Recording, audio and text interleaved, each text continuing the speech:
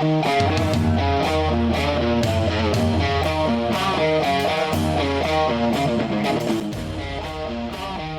bintang PSM Makassar ikut merapat ke Persebaya Surabaya mencuat setelah nama Bernardo Tavares makin dekat ke kursi pelatih Green Force. Situasi ini memanas karena Tavares disebut sudah sepakat menerima kontrak jangka panjang dari manajemen Persebaya Surabaya.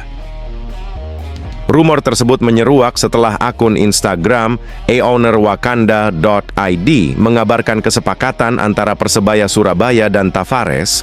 Klub kebanggaan bonek itu bergerak cepat usai memecat Eduardo Perez menyusul hasil negatif di laga sebelumnya.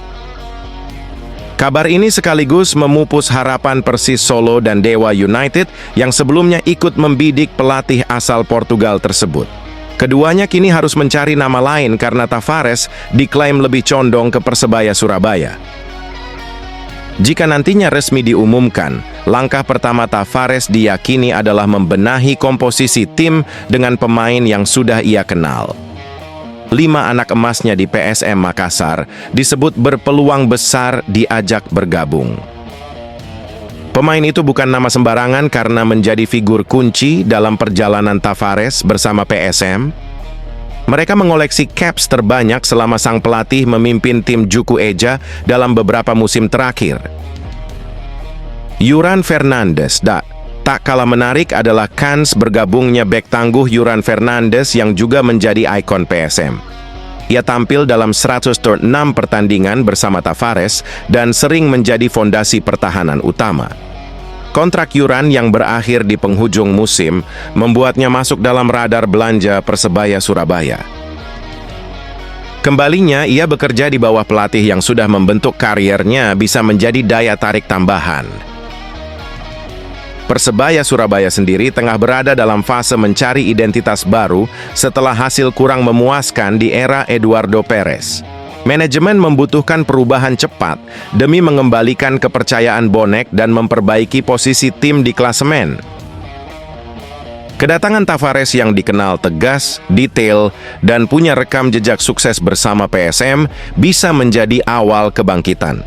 Apalagi jika ia datang bersama pemain-pemain yang sudah terbukti kualitasnya. Meski demikian, proses transfer tentu bergantung pada kesepakatan pribadi masing-masing pemain dan kebutuhan skuad Persebaya Surabaya. Namun potensi reuni besar-besaran ini tetap menjadi cerita menarik menjelang bursa transfer musim dingin. Koleksi 4 trofi bergengsi membuat nama Bernardo Tavares kembali mencuat dan menjadi perbincangan hangat, terutama setelah ia disebut sebagai kandidat kuat pelatih baru Persebaya Surabaya. Reputasinya yang teruji di berbagai negara membuat sosok asal Portugal itu langsung menarik perhatian publik sepak bola nasional. Situasi ini mencuat setelah Persebaya Surabaya resmi berpisah dengan Eduardo Perez pada Sabtu malam usai ditahan Arema FC 1-1 di Stadion Gelora Bung Tomo. Hasil itu memperpanjang tren minor Green Force yang hanya meraih 1 kemenangan dari 6 laga terakhir. Manajemen menyampaikan pemutusan kerja sama tersebut lewat unggahan di akun Instagram resmi klub.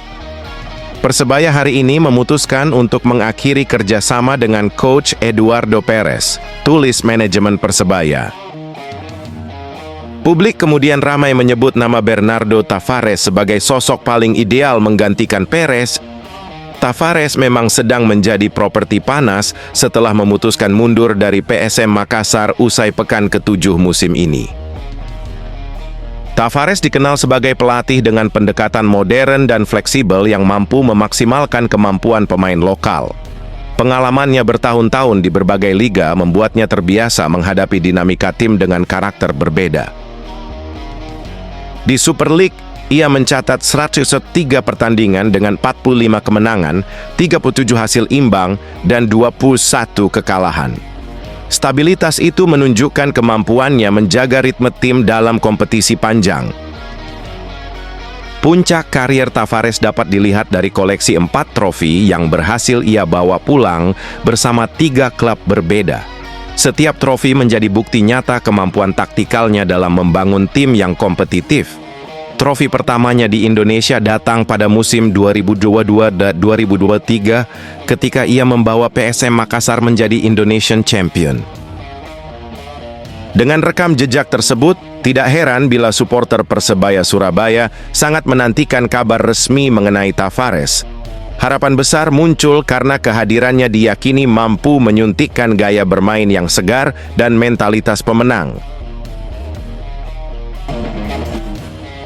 Breaking news merebak cepat beberapa jam setelah Persebaya Surabaya ditahan Arema FC dengan skor 1-1 di Stadion Gelora Bung Tomo, Sabtu sore.